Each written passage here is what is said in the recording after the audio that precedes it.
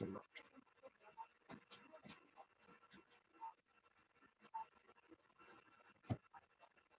Ya, estoy compartiendo mi pantalla. ¿Me pueden confirmar si la ven, por favor? Sí, profe, se ve bien. ¿Se ve? Ya, perfecto. Ok. Y estoy grabando la clase. Como les comentaba, la clase va a quedar grabada y disponible hoy día en la noche en mi canal de YouTube, que se llama Las Clases del Profe Mario. Ahí la pueden descargar, la pueden revisar. Y como les comentaba el otro día, ahí también están las clases anteriores, de los semestres anteriores. Entonces, hoy día, para partir, vamos a hacer un pequeño recorrido histórico, muy rápido. Esto tiene solamente la intención de situarnos cómo ha pasado la historia respecto de lo que tiene relación con la electricidad, fundamentalmente, algunos otros detallitos menores. Pero no es más que una cosa de, digamos, de conocimiento general. Ya, y después vamos a conversar un poquito acerca de distintas formas de generar energía eléctrica, algo y ya comentamos el día lunes. Entonces vamos a partir con esto y ahí está. Entonces, lo primero en la historia, 600 años antes de Cristo, más o menos en esa fecha, se descubrió lo que es la electricidad estática, que en ese minuto obviamente no se entendía qué significaba, pero básicamente la propiedad de frotar una piedra específica, que era el ámbar, y que poseía la propiedad de atraer algunos objetos. No sé si cuando niños ustedes jugaron con el famoso lápiz Bic, que lo frotaban en un chaleco de lana y podía traer trocitos de plumas o trocitos de papel. Bueno, ese eran los primeros ejercicios de electricidad estática que se realizaron. Y más o menos en el año 810 antes de Cristo se escribió ya algo acerca de esta propiedad del ámbar, de poder atraer algunos objetos, eh, y lo que sería lo que se considera como el primer estudio científico sobre la electricidad. Obviamente nadie sabía que eso era fenómenos eléctricos, pero ya el primer, podríamos considerar el primer tratado.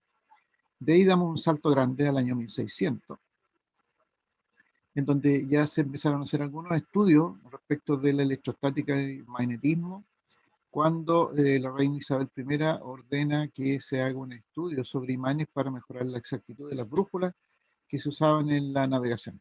Entonces, ese trabajo pasó a ser, a tener los primeros fundamentos de electrostática y magnetismo. Este señor William Gilbert fue el primero en aplicar el término electricidad, que proviene del griego electrón, ámbar significa electrón, y por lo tanto de ahí nace ya un poco más el nombre de la electricidad. Y hoy día Gilbert es la unidad de medida de la fuerza magnetomotriz.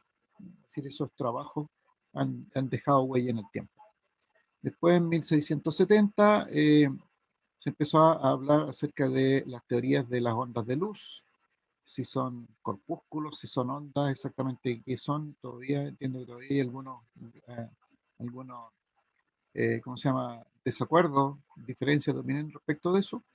En 1672 se construyó la primera máquina electrostática, que básicamente era una máquina que giraba una manivela y producía carga en una esfera, y por lo tanto ahí teníamos eh, carga explícitamente generada.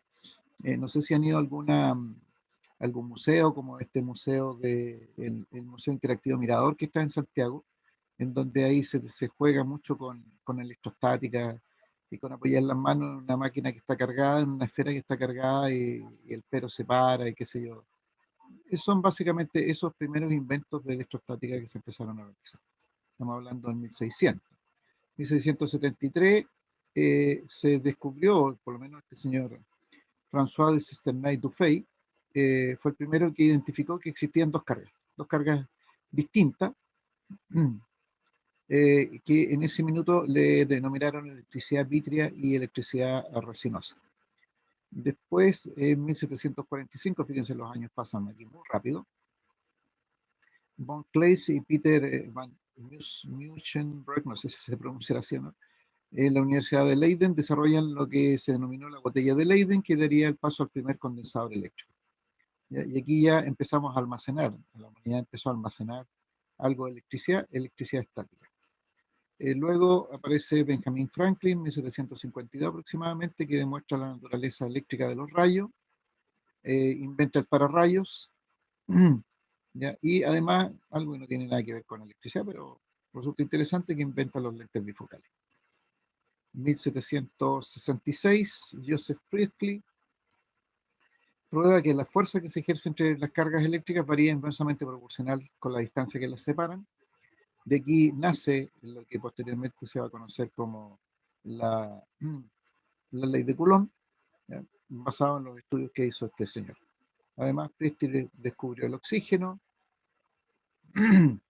y demostró que las cargas eléctricas se distribuyen uniformemente en la superficie de una esfera hueca y que en el interior de la misma no hay campos eléctricos ni una fuerza eléctrica. Y eso todavía hay antecedentes de esto que se está usando hoy día.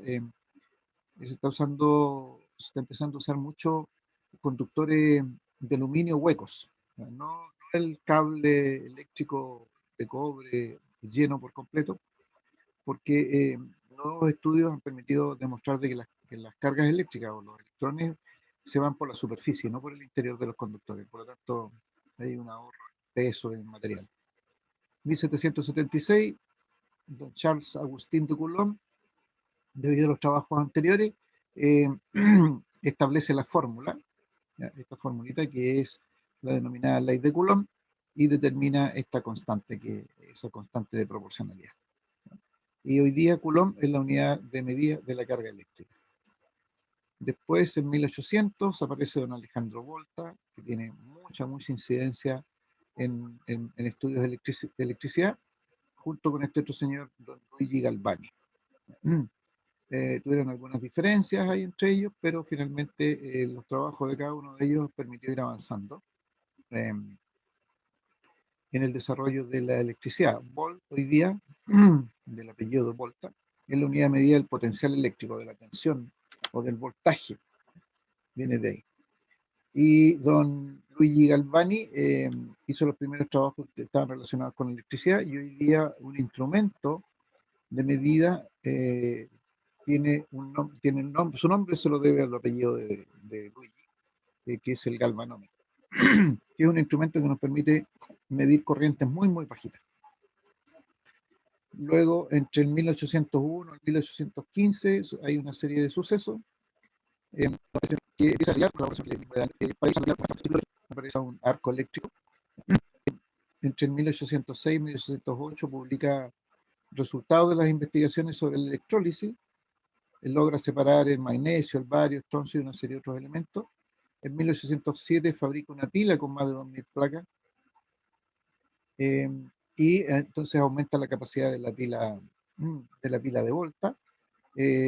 Inventa la lámpara de seguridad para los mineros, pero lo que es muy relevante trabajo en matemática de la electricidad y el magnetismo, y aquí ya empezamos a estudiar, a definir leyes que ya se empiezan a estudiar. 1819, Hans Christian Ørsted descubre el electromagnetismo.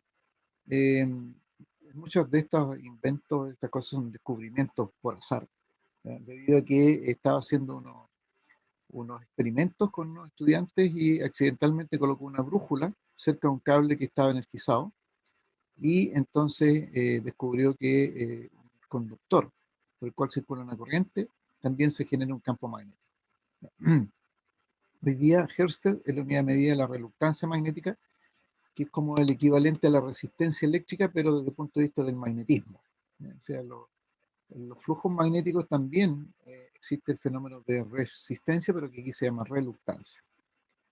En 1823 se construye el primer electroimán, donde ya sobre un núcleo de fierro se enrolla un conductor, y la gente se da cuenta de que se establece un campo magnético mucho más potente.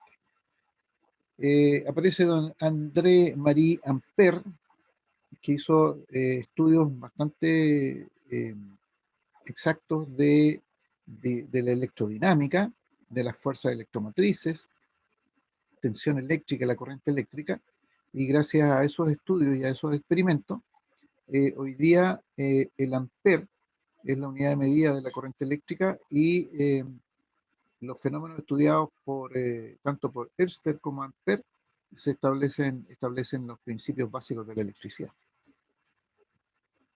En 1826 aparece este señor George Simon Ohm, que también ya empieza a definir relaciones entre tensión y corriente, y con eso se define lo que hoy día denominamos la ley de Ohm, que es algo que conversamos el otro día, de la ley de Ohm, y Ohm hoy día es la unidad de medida de la resistencia eléctrica, gracias a los análisis que hizo este señor. Algunas otras cosas, 1828, el matemático inglés George Green publica un trabajo en donde ya se empieza a hacer aplicaciones del análisis matemático a las teorías de electricidad y magnetismo, con lo cual ya empezamos a tener el cálculo, aplicaciones matemáticas y de cálculo a la electricidad. 1828, don Joseph Henry perfecciona los electroimanes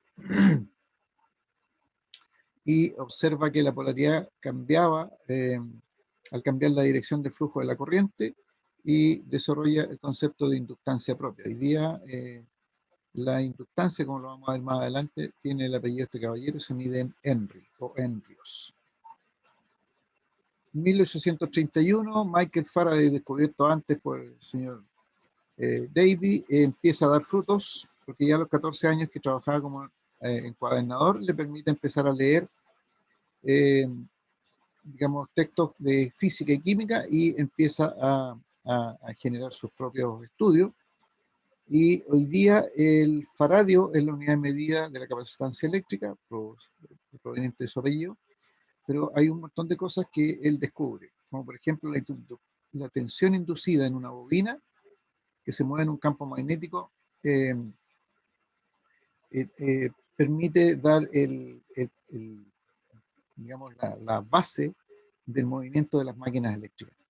Hoy día la ley de Faraday, que indica esto, de que si yo tengo un conductor y lo muevo en el interior de un campo magnético, entonces en ese conductor se va a generar una tensión inducida. Esta es la forma que tenemos hoy día de poder generar energía eléctrica y poder hacer andar motores. Ese es el principio con el cual funciona gran parte de la humanidad hoy día. En 1835 aparece don Samuel Morse, que genera, utilizando circuitos electromagnéticos, genera el telégrafo. En 1835 se construye el primer telégrafo. Después, entre el 40 y el 42, aparece James Prescott Joule, físico inglés que hace estudios acerca de trabajo mecánico de las calorías. ¿Ya? Y con este otro científico alemán, Hermann Ludwig Ferdinand, definen lo que hoy día conocemos como la primera ley de la termodinámica y demuestran que los circuitos eléctricos cumplen con la ley de conservación de la energía y que la electricidad era otra forma de energía. Además, Joule inventa la soldadura eléctrica de arco y demuestra que el calor generado por la corriente eléctrica es proporcional al cuadrado de la corriente. Hoy día Joule es la unidad de medida de la energía en general, no necesariamente energía eléctrica. Después tenemos en 1845 don Gustav Robert Kirchhoff, que vamos a estar trabajando con él ahora,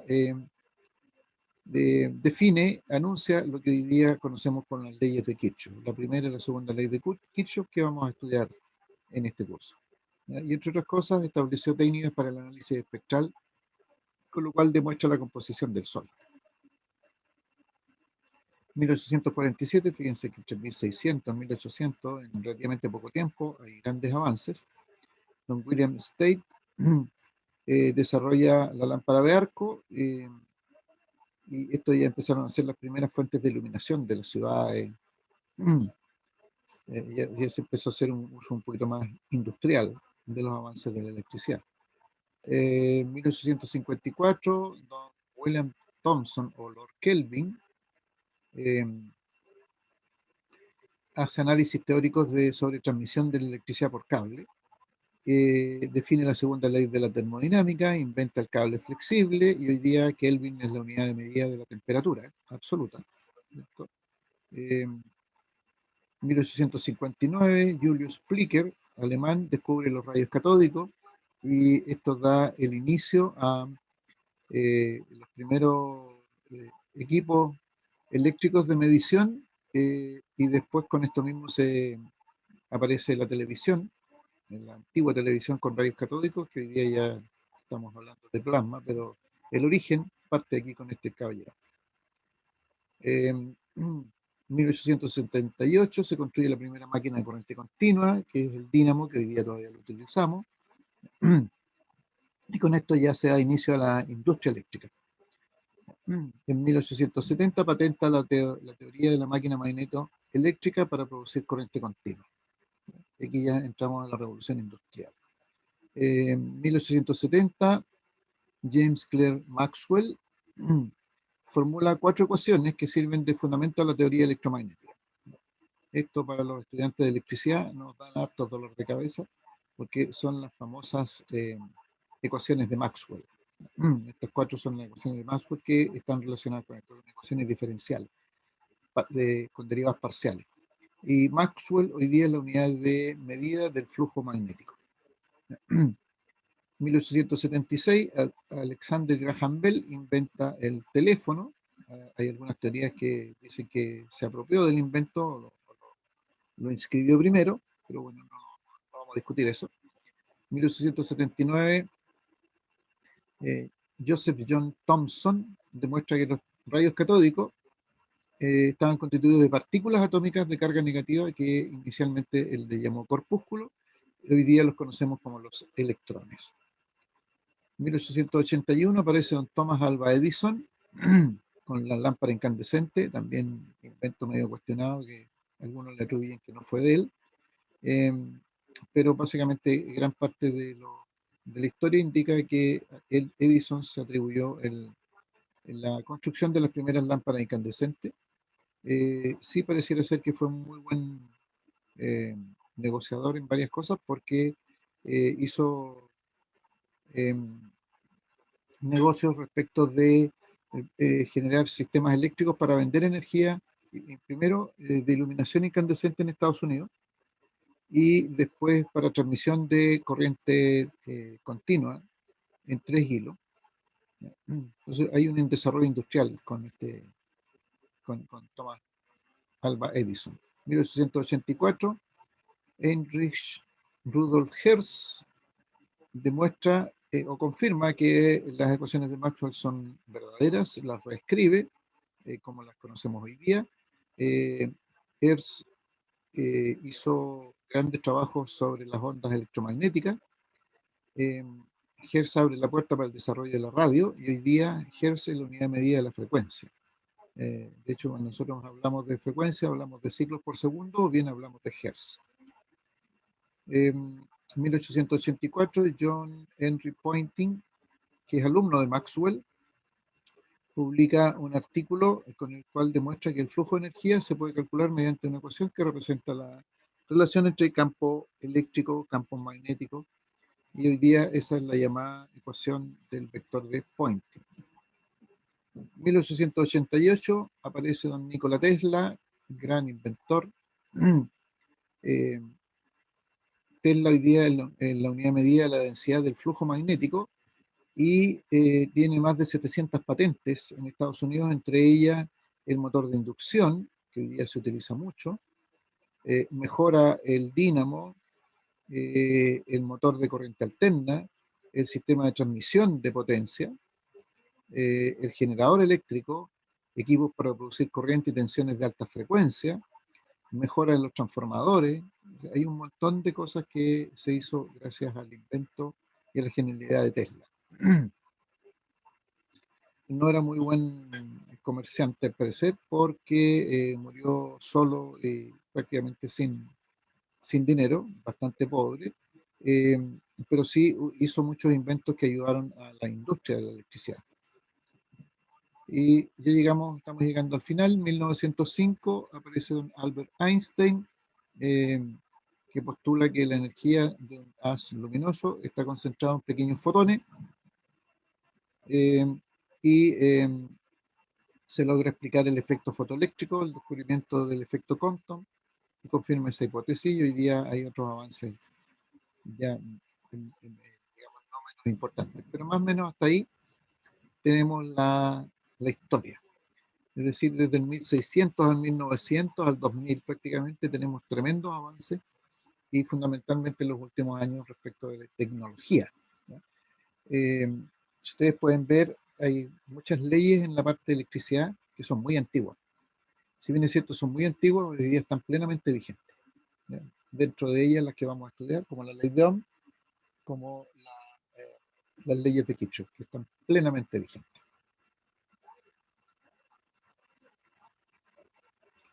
Bien, hasta ahí vamos a dejar la historia. Comenté que iba a ser muy rápida, muy cortita.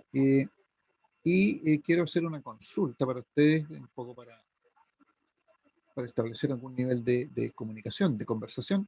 La pregunta es, ¿cuáles creen ustedes que han sido las razones para que la energía eléctrica sea hoy día tan importante en nuestra civilización? ¿Por qué hoy día dependemos tanto de la electricidad? Esa es un poco la pregunta. Comentarios libres. Yo creo, profe, que es como por la tecnología que soporta la civilización. Entonces, el tema de depender tanto de la tecnología que requiere energía eléctrica y nos ha hecho dependientes de, creo yo, no sé. Ya, ok. O sea, el uso, digamos. Somos dependientes porque nuestra tecnología depende mucho de la electricidad. Un Claro, poco esa es la idea. es un Sí. poco la idea. Ya, ok. Muy bien. Perfecto. ¿Alguna otra opinión? O sea, yo creo sumar las palabras de mi compañero, pero, o sea, yo creo que siempre hemos, o sea, no creo, siempre hemos sido dependientes de la energía, desde que el ser humano es ser humano, o sea, desde que evolucionamos, hemos dependido de la energía y desde el comienzo del uso de la energía eléctrica, eh, yo creo que de las más prácticas y la que tiene más uso, se le ha dado más uso. em, y se ha ido necesitando cada vez más. Perfecto. Ahora, por qué será que dependemos tanto de la electricidad? Estoy absolutamente de acuerdo con la opinión de ustedes de que somos seres humanos, hemos dependido de la energía, porque al principio bastó con inventar el fuego y ya teníamos energía y nos permitía calentarnos, eh, eh, cocer algunas cosas, alimentos. Pero, ¿por qué dependeremos tanto de la energía eléctrica hoy día? Entiendo la razón de porque toda nuestra tecnología está basada en eso, pero ¿qué hizo que la electricidad, eh, digamos, generara esa tan alta dependencia? No sé si me Porque se explico. puede, por así decirlo, guardar en baterías, qué sé yo, y porque es fácil también y rápida de usar. Va a la velocidad de la luz, me imagino. Y esas son Ya, las dos principales razones. ok. Voy a hacer una precisión porque en estricto rigor, si bien es cierto que guardamos energía eléctrica en batería, pero uno de los aspectos negativos, diría yo, de la electricidad es justamente eso que no la podemos guardar en grandes cantidades. ¿Ya? Estamos de acuerdo que se puede guardar en baterías, pero eso en general son niveles bajos en cantidad. Pero vamos a conversar de eso un poquito más adelante. Eh, sí, efectivamente se transmite de forma muy, muy rápida, prácticamente a la velocidad de la luz, según dicen algunos. Em, Esto es una suposición, pero quizás el transformarla a otro tipo de energía es más factible. O sea, Bien. como Ujú. la versatilidad que tiene de uso, de De transformación. transformarse, Sí, de puede ser. transformarse. Perfecto, muy bien. A ver, aquí Gerald dice que puede ser por la gran variedad de fuentes de donde se puede extraer. Ya, ok, también estoy perfecto esa opinión. Ahora, respecto a esta opinión que dice Gerald, eh, vamos a hacer una precisión.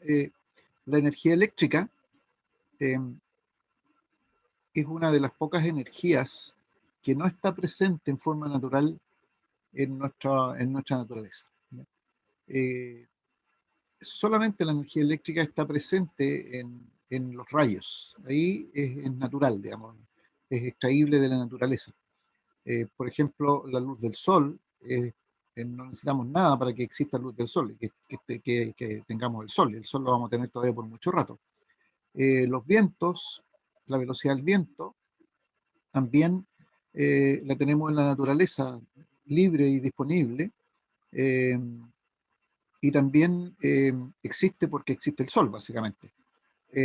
La energía cinética del agua, la energía potencial del agua, están disponibles en la naturaleza, es cosa de que nosotros la ocupemos, pero la energía eléctrica como tal no está disponible directamente en la naturaleza. Por eso digo, quiero hacer esa precisión, pero estoy de acuerdo, entiendo lo que quiere decir Gerald. Eh, lo que nosotros hacemos es que tomamos una fuente de energía y la transformamos en electricidad. Y desde ese punto de vista, se considera que la electricidad es una energía secundaria, secundaria o terciaria, porque necesita unos procesos de transformación previos para poder obtener energía eléctrica. Y fíjense que a pesar de eso, de no estar disponible directamente en la naturaleza, de tener que, entre comillas, fabricarla, de tener que transformarla en una segunda, en una tercera forma, aún así es súper importante hoy día en nuestras vidas. No sé si me entienden la idea. También otro punto es que, o sea, igual no he pensado en otras energías que pudiesen conducirse o se pudiesen transportar de forma, eh, esa es la energía que creo que como más compacta, más fácil de transportar. Porque, por ejemplo, si pensamos en combustibles fósiles, transportarlo igual requiere una mayor como logística o mayores recursos. Muy bien. Perfecto. Excelente. Excelente. Mire, vamos a seguir avanzando con esto. Ya varias de estas cosas las dijeron ustedes. Existe una cierta facilidad para transformarla en distintas formas de energía y viceversa, es decir, lo que decía Gerald. Transformamos la energía eléctrica o de otras formas de energía, la transformamos en energía eléctrica y a partir de la energía eléctrica también la podemos transformar a otras fuentes de energía. Tiene una cierta facilidad de transformación. Segundo, lo que me acaban de decir ustedes, es de fácil transporte y distribución. El transporte hoy día lo hacemos a través de las líneas eléctricas que están en los campos, ¿no es cierto? Y también al interior de las ciudades. Entonces, pero sí la podemos llevar muy fácilmente. De hecho, la gran mayoría, si ustedes miran el mapa de las fuentes de generación de energía eléctrica, las hidráulicas están mayoritariamente ubicadas en el sector de la cordillera de nuestro país. Eh, las, eh, las térmicas están, la mayoría, no digo que todas, pero la mayoría están asociadas a la costa. Hoy día las eólicas también están asociadas muchas hacia la costa, pero también hacia el interior. Las solares hoy día están asociadas al norte y en la parte central de nuestro país. Entonces, hay como hay como una ubicación un poco más habitual de las fuentes de energía. Sin embargo, los polos de desarrollo, entiéndase como polos de desarrollo de las ciudades, las grandes industrias, no necesariamente están al lado de las fuentes de energía. Lo que no ocurrió al principio. Al principio del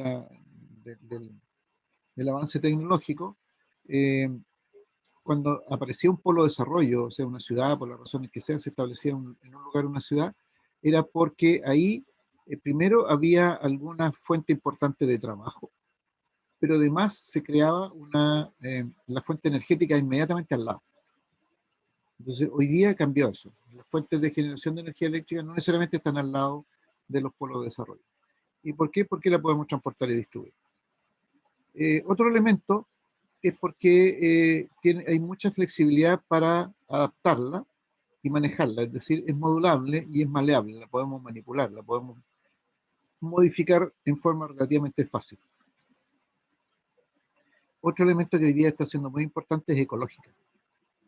Y aquí puede que alguien no esté de acuerdo, porque dice, no, lo que pasa es que hoy día, digamos, discutimos mucho de que la energía, la generación de fuentes eléctricas, de plantas eléctricas, eh, altera la ecología, altera la naturaleza, eh, y en eso estoy de acuerdo.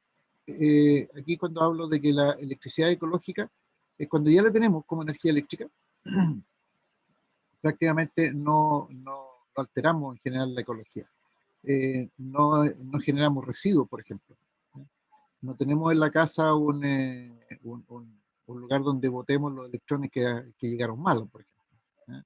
Entonces, desde ese punto de vista, no alteramos, no alteramos nada y podemos hablar de ecología. Es silenciosa además. De hecho, yo en este minuto les estoy haciendo esta clase, estamos conversando, ustedes están escuchando en su casa a través de sus computadores y no existe un gran ruido producto del uso de la energía eléctrica. Es bastante silenciosa, lo cual también no es tan bueno, lo vamos a ver después. Lo que comentaba antes, deja muy poco residuo. La utilización de la energía eléctrica prácticamente no deja residuos. Y por lo tanto, uno podría decir de que tiene importancia técnica y social. ¿Por qué técnica? Porque nos ha permitido el desarrollo industrial, minero, agrícola, es decir, un desarrollo económico, por una parte, pero también nos ha permitido tener un desarrollo social. Social desde el punto de vista de que se puede usar en servicios públicos, la usamos en entretenimiento, la usamos en el cine, en transporte, en juego, por lo tanto también tiene un evento, un aspecto social. Entonces, todos estos elementos eh, han aportado a que hoy día la energía eléctrica sea una de las formas de energía más utilizadas. Sin embargo, aquí yo voy a agregar un par de desventajas, y esta es mi opinión personal. Una de las principales desventajas de la energía eléctrica, a mi modo de ver, es que es muy, muy peligrosa. Es extremadamente peligrosa. Quien no sepa de electricidad, no es aconsejable que trabaje con electricidad. Y muchas veces hacemos eso. Porque decimos, ¿qué total, qué más me va a pasar con la electricidad? Pero es sumamente peligrosa. El manejar niveles de energía eléctrica, incluso bajos, relativamente bajos, puede llegar a ser mortal para alguna persona. Por eso es altamente peligroso. Y la otra gran desventaja es que no se puede almacenar, eh, digamos, en forma industrial. Si uno visita una central hidroeléctrica de embalse, por ejemplo, las personas que están ahí controlando el funcionamiento de la central, ellos muchas veces hablan de que están guardando energía, pero lo que hacen es un control acerca del uso del agua, ¿ya? De cuánta más o menos agua están usando, y desde ese punto de vista, entonces ellos dicen que están guardando energía, pero no están guardando energía eléctrica propiamente tal. ¿Ya? Hoy día las grandes formas de guardar energía eléctrica es mediante batería, es la mejor forma, pero tiene sus límites. Ok, ¿qué les parece eso? ¿Alguna opinión? Se demoró mucho en contestar. Em, Se demoró mucho en contestar, le digo. Me colgaron.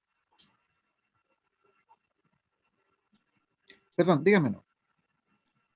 yo iba a decirle que, o sea, que quizás ecológica, la palabra sería como limpia, porque, o sea, igual tiene un alto impacto en el medio ambiente, solo que es, como usted decía, no se ve, o sea, no genera residuos y eh, quizás la consideración debería ser como que es una energía limpia en vez de ecológica. Sí, sí, también. También es posible.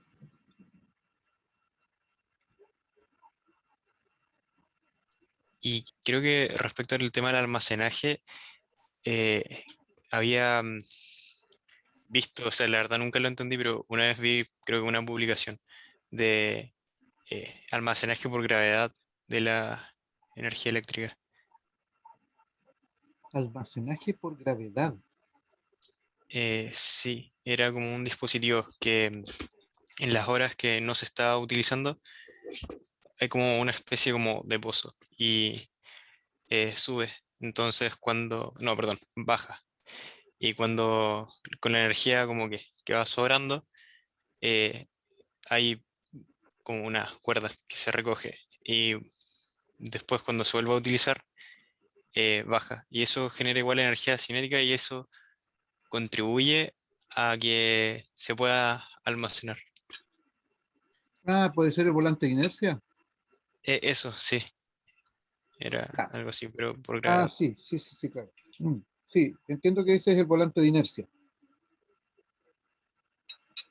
Pero, perfecto, lo que pasa es que ahí no estamos guardando electricidad, sino que se está guardando, entiendo ahí como una especie de energía mecánica, que después se transforma. Cuando yo hablo de que no se puede almacenar o que es difícil almacenar, estamos hablando directamente de energía eléctrica como tal. Por eso les ponía el ejemplo del agua en una central hidroeléctrica, por ejemplo. Las personas que manejan la central eh, tienen un cierto control respecto de la cantidad de agua que se está utilizando. Entonces, al controlar el agua, están controlando la energía eléctrica que se produce. Pero no es que se produzca energía eléctrica y esa energía eléctrica producida se almacene. Por eso digo, eh, efectivamente se almacena en baterías y ahí estamos guardando energía eléctrica. Lo que ustedes hacen cuando cargan su celular, cuando ustedes hacen cuando cargan su computador, lo que están haciendo ahí es almacenar energía eléctrica como tal dentro de la pila, dentro de la batería. ¿Ya? Porque no necesitan otra fuente de transformación. En cambio, cuando en una planta, en una central hidroeléctrica, yo controlo la cantidad de agua, lo que estoy guardando es energía, pero en función de agua, no en función de energía eléctrica. No sé si se ve la diferencia, tal vez un poco sutil, pero mm, eso es lo que hacemos. Miren, creo que aquí voy a saltar esto un poquito. Después vamos a volver un poquito sobre esto.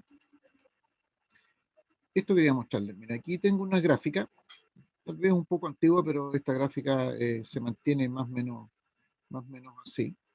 Esta gráfica nos muestra una curva de carga diaria que es más o menos típica en cualquier país.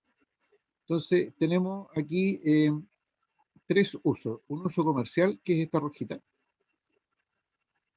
que nos muestra que a medida que va pasando el día hay una variación no menor. Aquí los números son bastante grandes, por eso que no se nota tanto. Hay una variación respecto de la cantidad de energía que se va requiriendo y se va consumiendo. Después tenemos domésticos, que es esta azul, esta de aquí, que a medida que también va pasando las horas del día, eh, se va aumentando, va cambiando la cantidad de energía consumida. Y esta verde es de uso industrial. Tal vez hoy día la de uso industrial esté más arriba, y el comercial también. Pero fíjense, un pequeño análisis. Entre las 0 horas y aproximadamente las 6 de la mañana, y en plena noche, hay, desde el punto de vista comercial, doméstico e industrial, hay relativamente poco consumo. ¿Ya?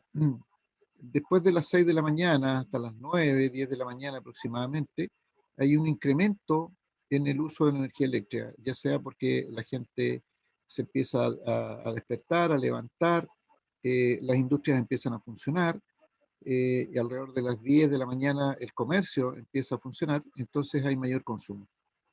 Y alrededor del mediodía, dependiendo de las ciudades, las costumbres hayan cambiado un poco, pero alrededor del mediodía se bajaba un poco, un poquito posterior al mediodía, se bajaron un poco algunos consumos, y la gente iba a su casa a almorzar o sale a almorzar. Eh, y después vuelve a trabajar, alrededor de las 2, 3 de la tarde vuelve al trabajo, vuelve a aumentar los consumos desde el punto de vista industrial. eh, a las 5 o 6 de la tarde ya la gente, algunos ya vuelven a su casa, y entonces se encienden televisores, ya el consumo doméstico puede ser un poco mayor, y el consumo industrial puede bajar un poco más. ¿Ya? Si ustedes se fijan, estas curvas no es una línea recta. ¿Ya? Lo ideal para cualquier consumidor es que esto sea una línea recta, pero es muy difícil que hagamos eso. Ahora, si nosotros sumamos todas estas energías, nos da este total que está acá arriba. Y esta curva la conocen los generadores, la conoce el Coordinador Eléctrico Nacional, que es el que nos eh, eh, ordena o regula cuál planta de energía eléctrica genera más o menos energía. Entonces, lo que se hace en general en cualquier país del mundo, toda la industria eléctrica eh, empieza a generar una curva que es un poco superior a esta, ¿no? Porque este es el del consumo total.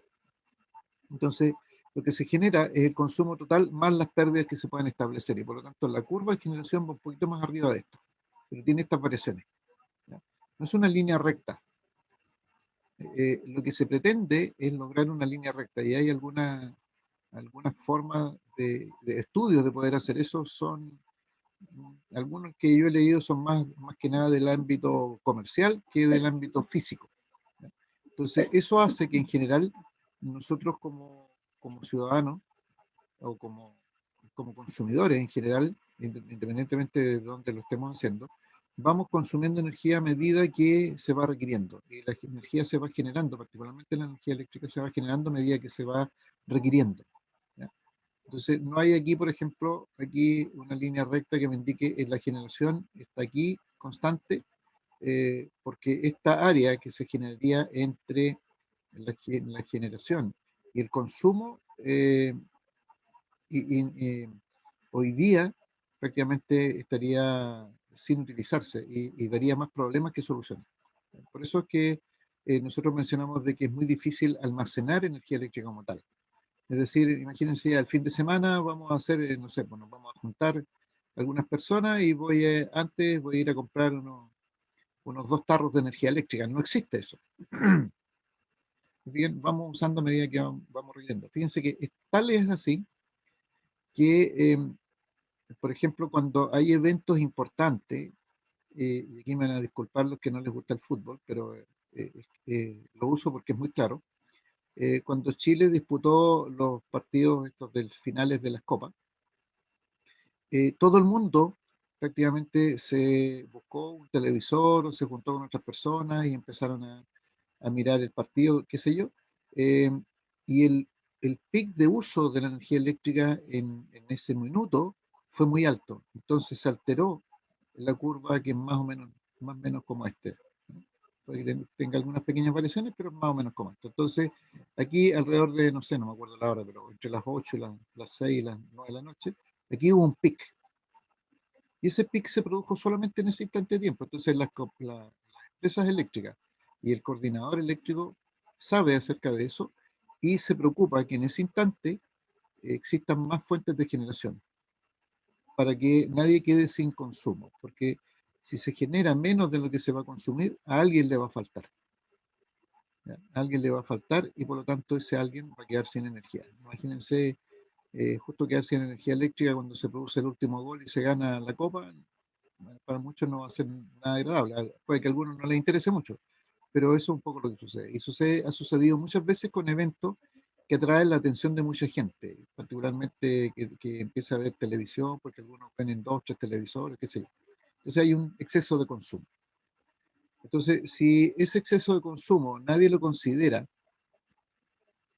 eh, nadie lo considera, nadie de los que generan, me refiero, nadie de los que generan considera que va a haber un minuto con exceso de consumo, lo más probable es que el consumo va a ser mayor que la generación, y por lo tanto va a haber déficit. Y ese déficit va a implicar que alguien no va a tener energía eléctrica, ¿ya?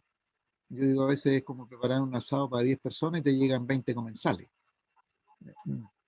Ahí tiene la posibilidad, o alguien se queda sin asado, o bien hay que redistribuir lo que queda y darle a cada uno la mitad de la porción que estaba estimada o menos. Un poco como la equivalencia. No sé si se entiende la idea, pero eso es un poco lo que sucede. Lo otro que quería comentarles a propósito de esto, bueno, la verdad, este es una proyección de consumo de electricidad. Esto fue una curva que yo la tomé de un exalumno que cuando hizo su tesis de electricidad presentó esta curva. Ya esto es bastante antiguo, estamos por acá ya estamos llegando al final de la curva, estamos por aquí más o menos. Pero esta va representando cómo se va aumentando el consumo de energía eléctrica en miles de gigawatt hora al año en nuestro país. Entonces, este es el consumo. Fíjense, el año 85, de alrededor de 13.000 gigawatt hora, el 95, 24.000, el 2005, 49.000, el año 2010, alrededor de los 70.000 gigawatt hora de consumo al año. Y las fuentes generadoras que nosotros tenemos están por sobre esto, ¿ya? Por sobre esto. Pero esto es una curva que empezó como a emparejarse, o sea, la tendencia a subir era relativamente baja.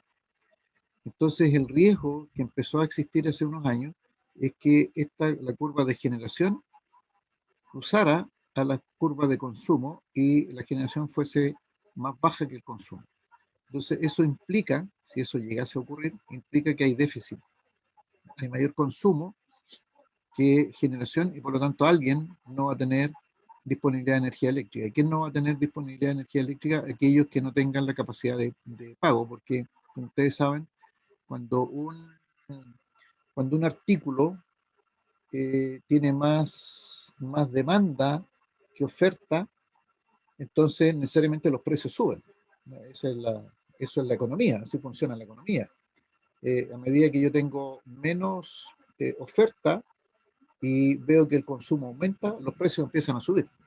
Entonces empiezan a aparecer personas que no van a tener la capacidad de pago, ¿ya? No van a estar dispuestos a gastar en un elemento porque el precio es muy excesivo. Imagínense lo que ha pasado con las paltas estos últimos años. El precio excesivo de las paltas, muchas personas dicen, no, prefiero no consumir palta porque no estoy dispuesto a pagar un precio tan elevado. Y por lo tanto, se reduce la capacidad de consumo. Eso es lo que no debe pasar en electricidad. No debe pasar porque desde ese punto de vista nuestro país, en vez de ir avanzando, retrocede. Entonces, ¿qué se ha hecho?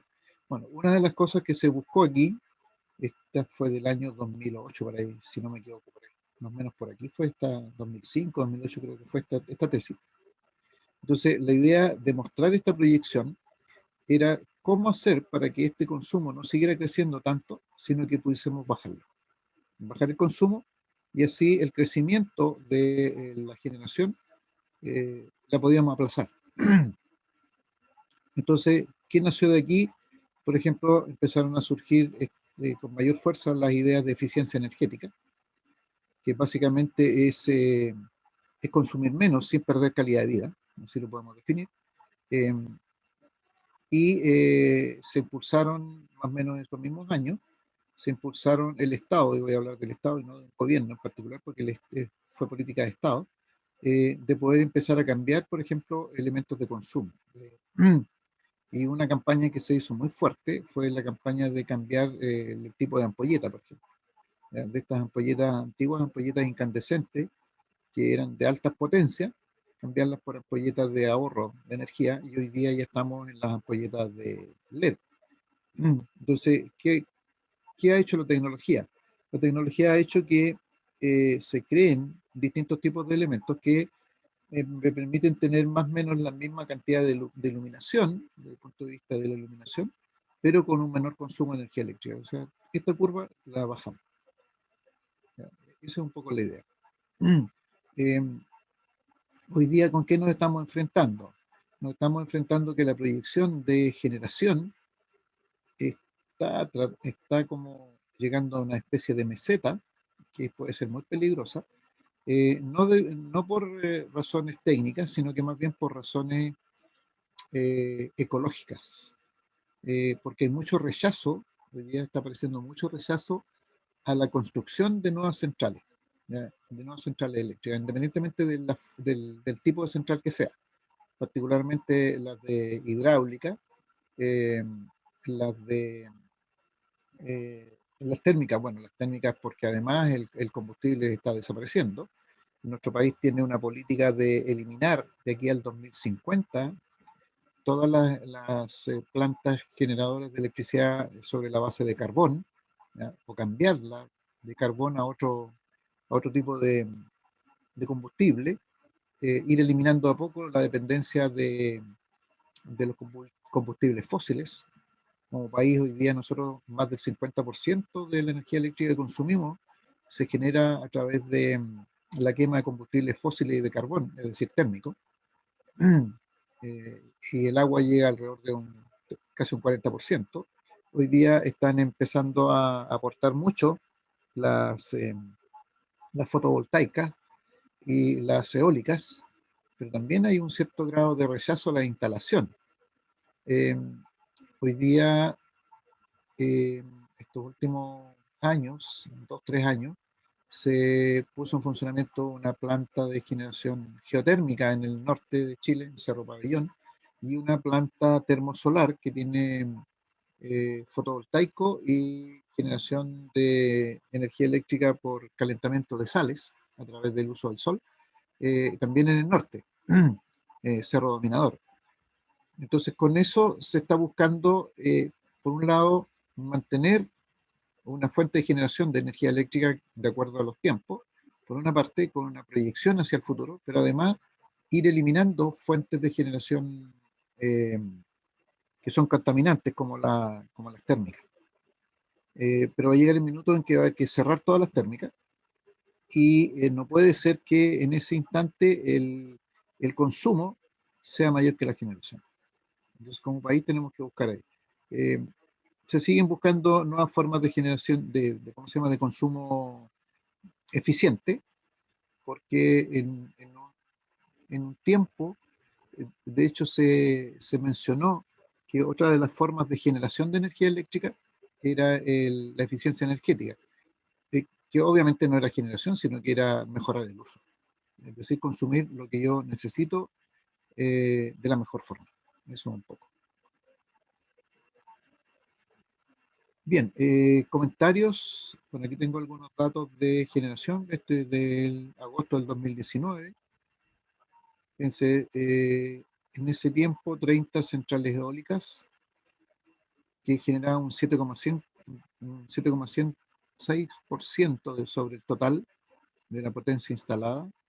Geotérmicas hay una, 0,2% del aporte hoy día. Hidroeléctricas, el 27,7%, cercano al 30%. Solares, cercano al 10%. Y las termoeléctricas sobre el 50%. Esa es nuestra realidad como país. Entonces, y estas termoeléctricas tienen que ir cada vez disminuyendo. Entonces, necesariamente tienen que aumentar las solares, las geotérmicas, las eólicas, las que son consideradas, incluso las hidroeléctricas, que son consideradas renovables no convencionales.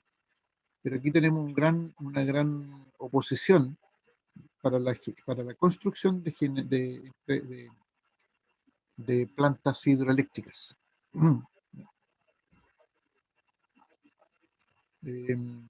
A mí me tocó trabajar un poco en el norte, en donde también hubo una oposición de instalar plantas solares.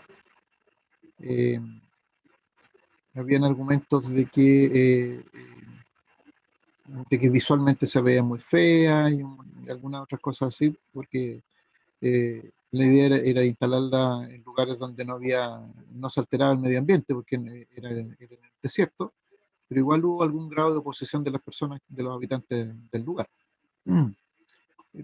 Uno puede comprender todos esos argumentos, pero como país tenemos que ponernos de acuerdo porque no podemos quedarnos en esta cantidad, porque hoy día estamos alrededor de los 30 eh, megavolt amperes de potencia máxima, de 30.000 megavolt amperes de potencia instalada más o menos.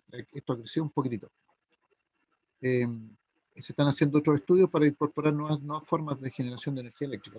Hoy día nosotros no tenemos como país, no tenemos nuclear, por ejemplo, no tenemos mareomotrices, no tenemos undimotriz. Hay algunos experimentos relacionados con energía undimotriz, pero no tenemos plantas generadoras undimotrices, en la cual podríamos utilizar el agua del mar para poder generar energía eléctrica. Ideas hay un montón para eso, pero en forma industrial no las tenemos como país.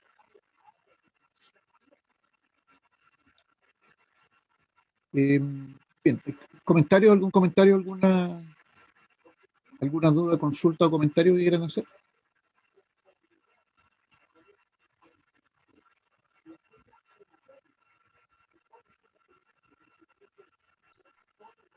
Por mi parte, ninguna, profe. Ya.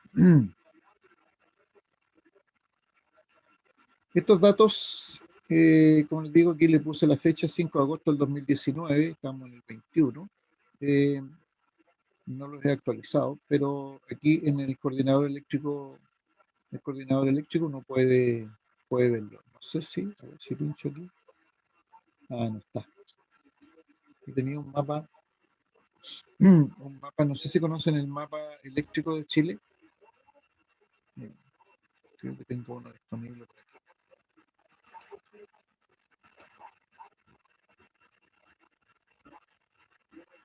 Mapa sistema eléctrico lo tenía. Este de mayo del 2019, una de las últimas versiones que yo tengo.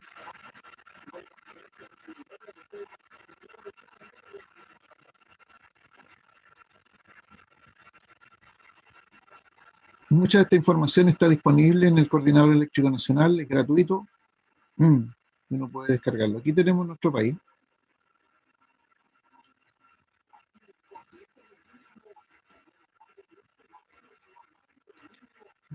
Desde hoy día, nuestro sistema interconectado, tenemos desde Arica, que es lo más al norte, dicen que Putre es lo más al norte, de acá arriba, hasta Chiloé. Al año 2015 parece, había separado el norte grande, tenía un sistema interconectado y el sistema interconectado central. Hoy día los tenemos todos juntos y quedan el sur, la zona de Coyhaique, de Punta Arenas, y hay dos sistemas interconectados pequeñitos que son autónomos, no están conectados con el resto del país. Pero si ustedes se fijan aquí, a ver si voy a aumentar un poco más esto, ahí. Aquí están consideradas las plantas de energía. Estas, como solcito, son solares, que pueden ser fotovoltaicas fundamentalmente. Aquí hay algunas que son hidráulicas, esto implica hidráulica. Esta forma así es térmica. Entonces, ahí lo voy a aumentar un poco más. Y estas líneas son las líneas de transmisión de la energía. De aquí viene lo que decíamos que la transportamos de un lugar a otro. Aquí donde, por ejemplo, las plantas de generación son relativamente pocas y pequeñas, entonces se refuerza llevando energía a estas centrales cada vez más grandes, ¿ya? Estas grandotas que son de aquí o estas más pequeñas, ¿ya? O se sacan de algunas plantas que pueden ser relativamente pequeñas para poder llevarlas de un lado a otro. Y esto es lo que nosotros denominamos nuestro sistema interconectado, ¿ya? Aquí tenemos algunas pequeñas de agua hidráulicas, estas son térmicas, estas son solares.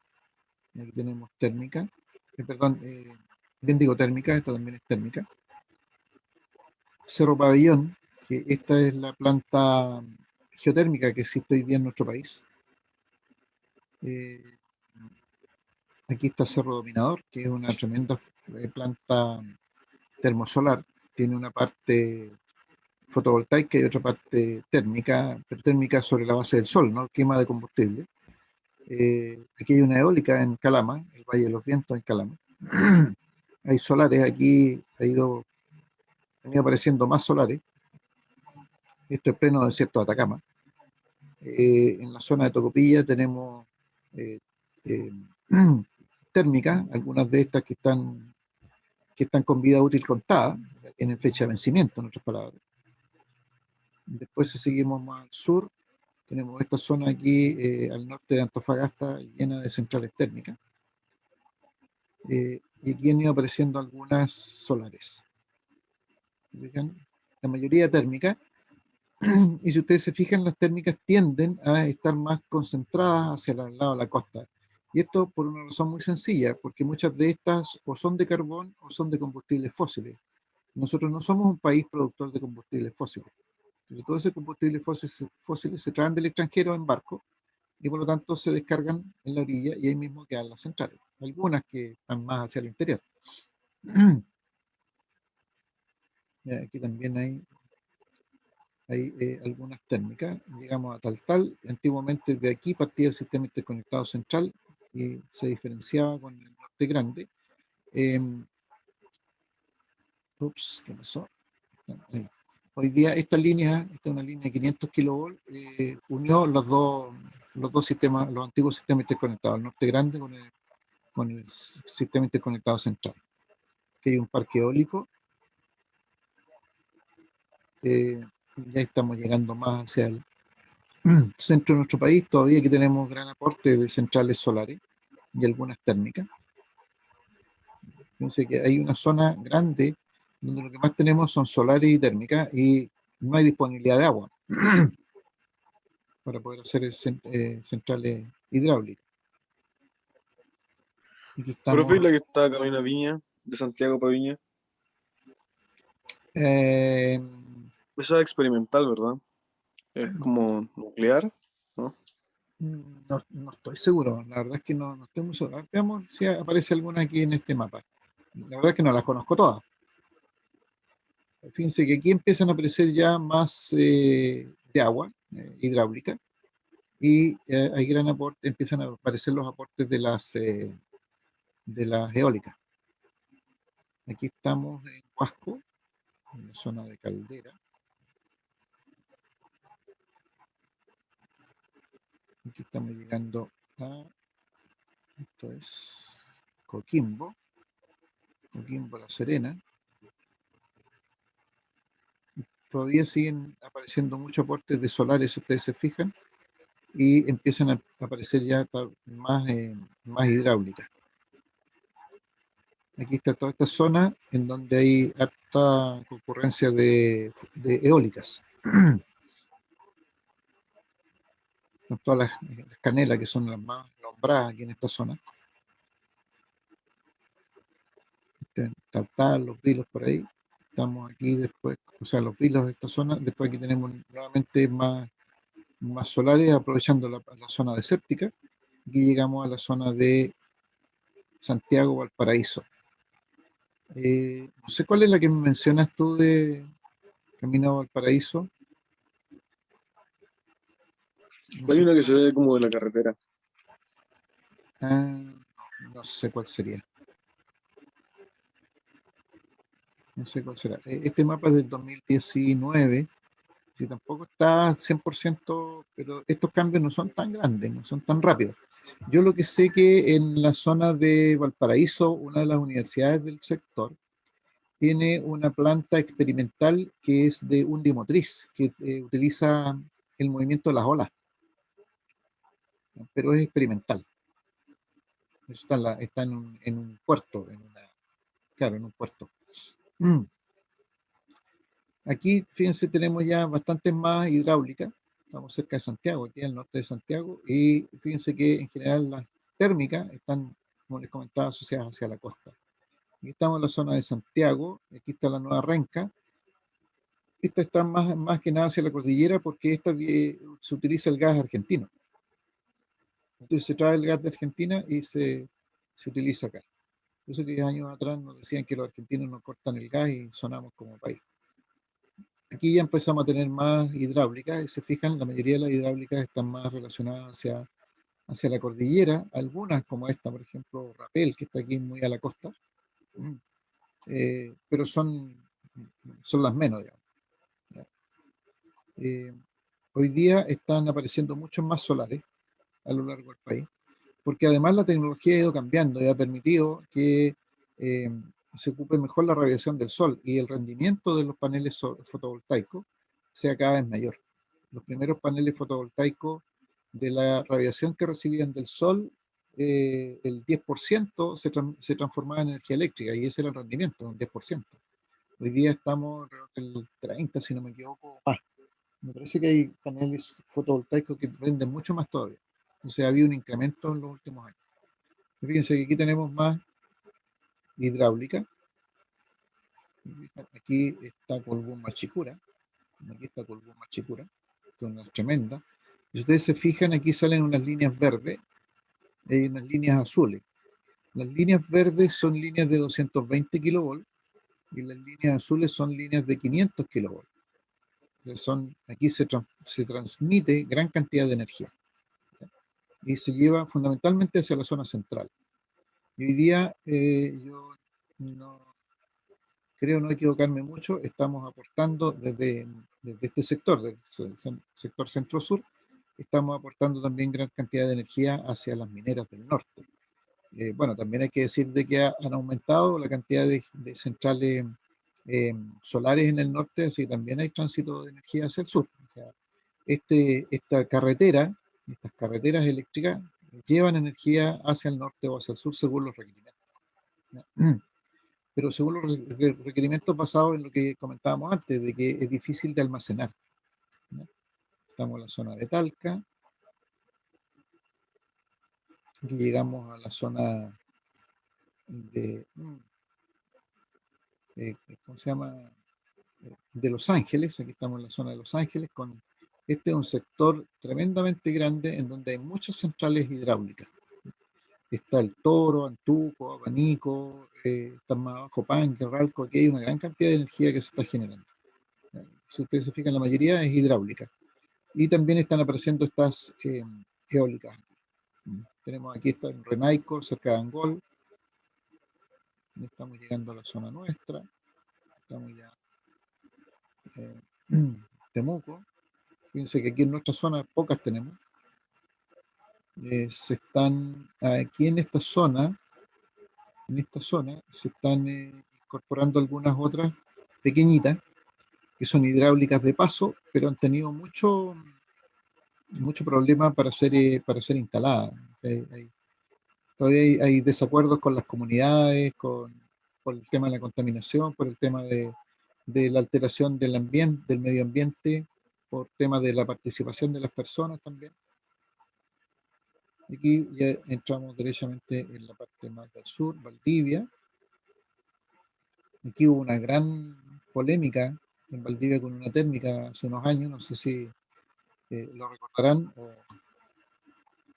o lo vivieron, de una central térmica que estaba asociada a una planta de producción de celulosa.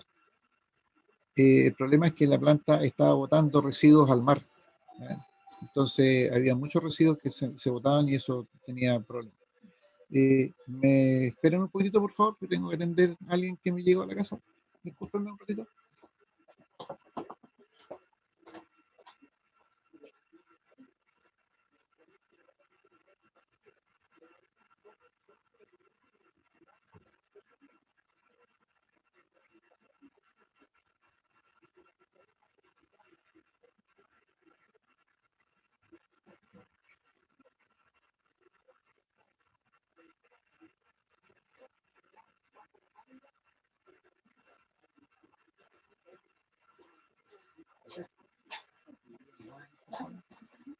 Buenas tardes.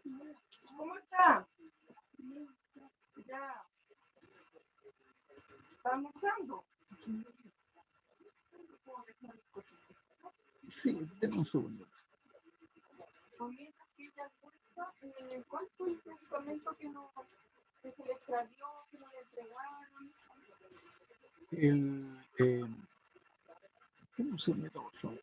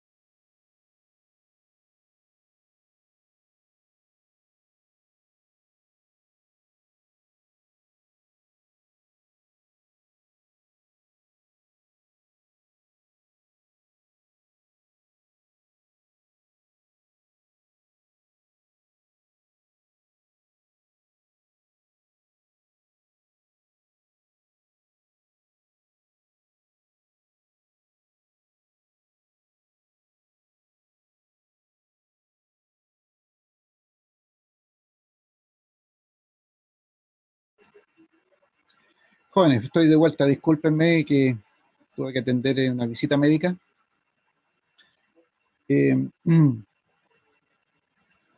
Les estaba comentando acerca del el mapa. Estábamos viendo el mapa eléctrico de nuestro país. Vamos a terminar de ver esto y con eso vamos a terminar por hoy día. Bueno, nuevamente aquí lo que les comentaba, centrales hidráulicas siempre asociadas más hacia la cordillera, es donde más podemos acumular agua, fundamentalmente, y algunas fuentes térmicas hacia la costa.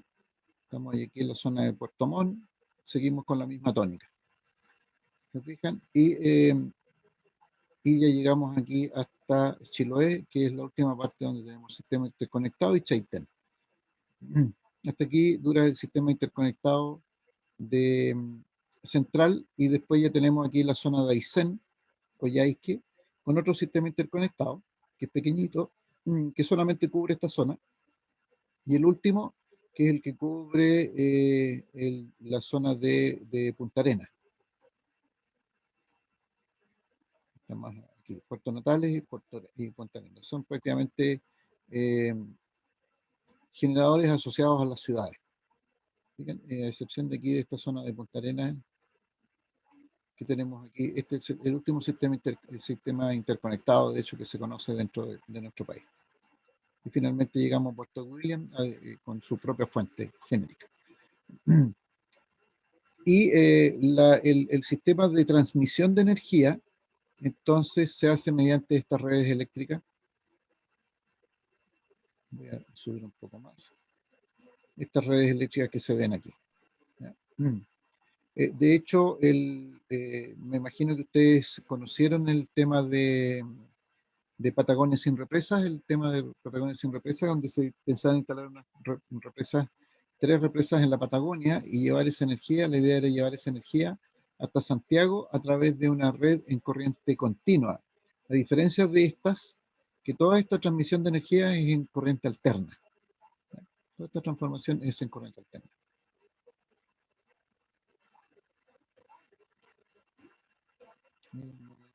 ¿Qué más? Lo otro que les puedo comentar aquí es que tenemos, voy a mirar aquí el menú. Me parece que aquí está. Aquí está. Fíjense que tenemos centrales hidroeléctricas, centrales termoeléctricas, centrales eólicas, solares y una central geotérmica. Si bien en el sur de nuestro país, aquí en la zona de Osorno, también hay algunas centrales de biomasa, pero todavía son muy pequeñitas. Y dentro de las líneas de transmisión, tenemos líneas de 500 kilovolts, de 345, 220, 154, 110 kilovolts. 66 algunas y ya otras. Prácticamente en construcción la de 500 ya se hizo la unión entre las dos, entre lo que eran los antiguos sistemas interconectados central y sistema interconectado del norte grande. Y estos puntos blancos con negro son subestaciones grandotas que existen. Ese es nuestro sistema interconectado. Entonces, si bien, si uno hace un pequeño resumen, pareciera ser que la hidroelectricidad es súper abundante en nuestro país. Es posible, yo no he cuantificado la cantidad de centrales de una o de otro tipo, pero como país dependemos más de las térmicas. Y entonces la política actual que está hecha y que se está llevando a ejecución es ir eliminando, primero, eliminar todas las de carbón, eliminarlas por completo o bien transformarlas a otras fuentes de energía y aumentar las renovables no convencionales, entre las cuales también se considera el agua. Esa es nuestra situación actual de generación, transmisión y distribución de la energía eléctrica en nuestro país. Bien, ¿alguna consulta, alguna duda, algún comentario?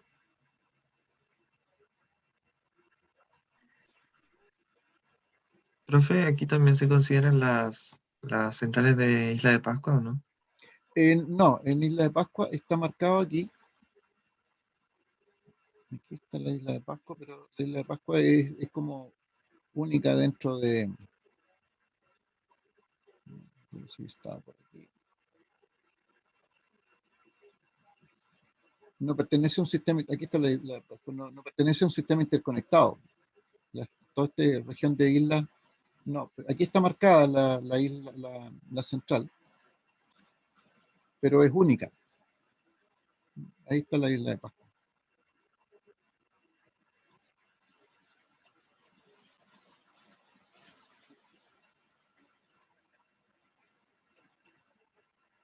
Eso es lo que tenemos como país. ¿Comentarios? ¿Dudas?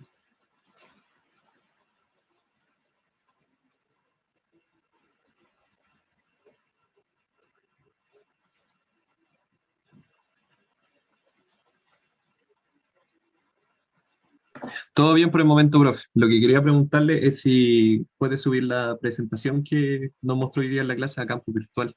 Ah, sí. Sí, tengo que subir toda esa presentación. Lo que pasa es que tengo que actualizar algunas cosas porque cometí un error a fines del semestre pasado y borré todo lo que tenía guardado de mis clases de varios años y lo perdí por completo.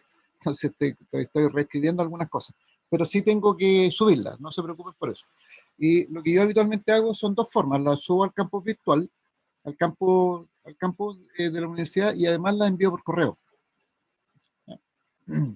Entonces, con eso cubro todo lo que, todas estas presentaciones. Y de hecho, de las presentaciones, voy a seguir las presentaciones, habitualmente lo hago. Sigo las presentaciones y a pesar de que esto es más que nada de conocimiento general, pero las que vienen a continuación, esas sí las voy a subir sí o sí. Así que no se preocupen por eso. Si no, me las cobran nomás, no hay ningún problema. Ya, profe, muchas gracias.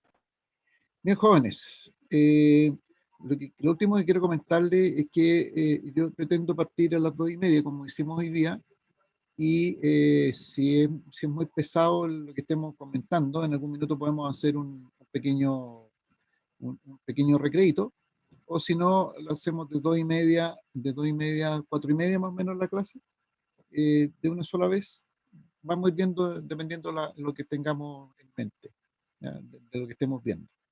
Em, Habitualmente yo me baso en lo que tengo preparado, que es lo que, no, lo que han pedido en, digamos, en los documentos que se generaron con el curso, eh, pero también de repente puedo salirme del tema que estemos analizando y tocar otro que de acuerdo a lo que yo considere que es importante, lo voy a tocar. Por ejemplo, a veces me pongo a hablar de sistemas de protecciones porque no están considerados dentro del curso, pero es importante que ustedes conozcan algo acerca de eso. Yo encuentro que es interesante que conozcan algo acerca de eso, así que no tengo problema en salirme de la clase y hablar de otros temas, ¿ya? O algún otro tema de interés que ustedes consideren pertinente que podamos conversar.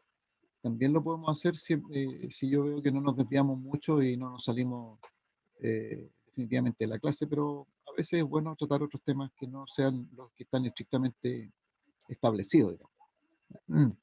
Yo creo que la enseñanza es mucho más que solamente una técnica que ya está estipulada aquí de una forma. O sea, de hecho, todo lo que nosotros vayamos a ver aquí, todo esto está en los libros.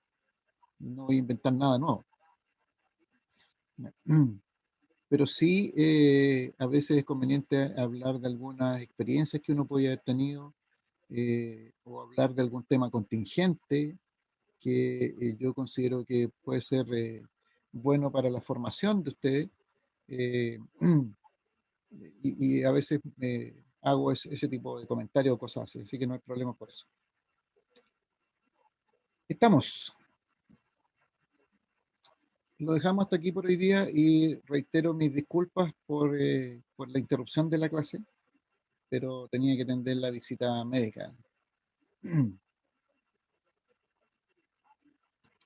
El próximo lunes ya vamos a partir formalmente con la clase entonces, con el curso, viendo los elementos activos y los elementos pasivos. Y si alcanzamos a ver las leyes de Kirchhoff, hasta ahí vamos a llegar el próximo lunes. Disculpe, profe, a las Diga. 6:30 el lunes, ¿cierto? Sí, 6:30. Perfecto. 6:30, por favor. De 6:30 a 7:30. Profe, Dígame.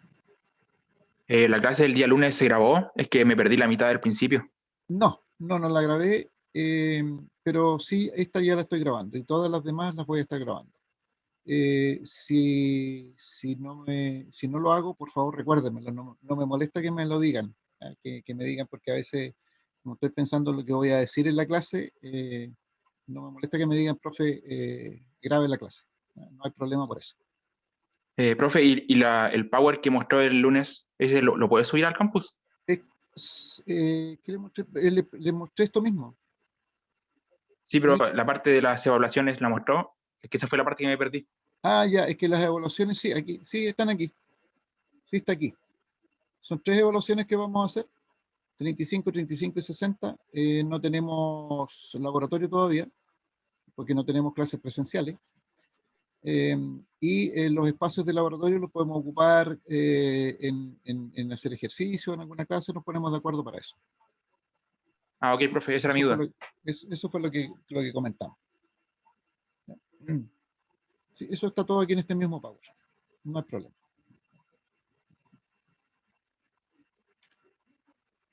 ¿Alguna otra cosa que quieran aclarar?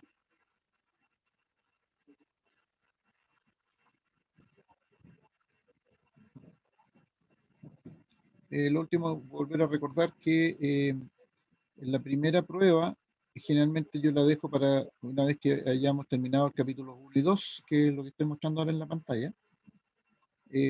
La segunda prueba es del capítulo 3, corriente alterna, y la tercera prueba es del capítulo 4. Habitualmente alcanzamos a llegar hasta aquí, hasta el capítulo 4. Entonces, esa es la modalidad que he hecho de las pruebas. Y lo otro que comentamos el otro día es que las pruebas las vamos a hacer en modalidad online. El año pasado utilicé el campus virtual. Habitualmente mando una especie de encuesta, una prueba con una alternativa. Entonces, el desarrollo del ejercicio sobre la base de responder una serie de preguntas que están relacionadas con los ejercicios.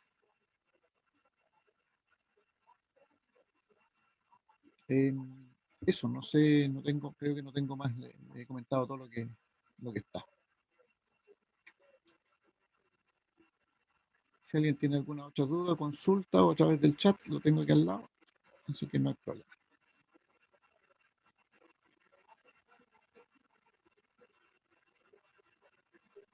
Por mi parte, ninguna, profe. Ya. Muy bien, nos vemos entonces el próximo lunes. Y yo creo que entre hoy día, la noche y mañana voy a subir la clase a mi canal de YouTube. Vi que alguien había puesto la dirección.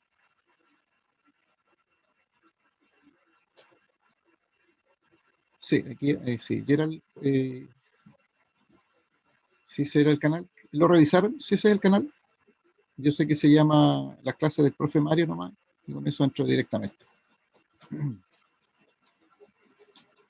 Pero como les digo, ahí hay clases de los semestres anteriores. Sí, Bien, profe, yo lo jóvenes. revisé y sí, sí era el canal. Ya, perfecto. Muchas gracias. Muy bien, jóvenes. Les agradezco la paciencia y nos vemos el próximo lunes a las 6:30 entonces. Bueno, profe, Chao, hasta pronto, profe. cuídese. Chau, Chao, chau. profe. Que estén muy bien. Chao, profe. Profe, Chao.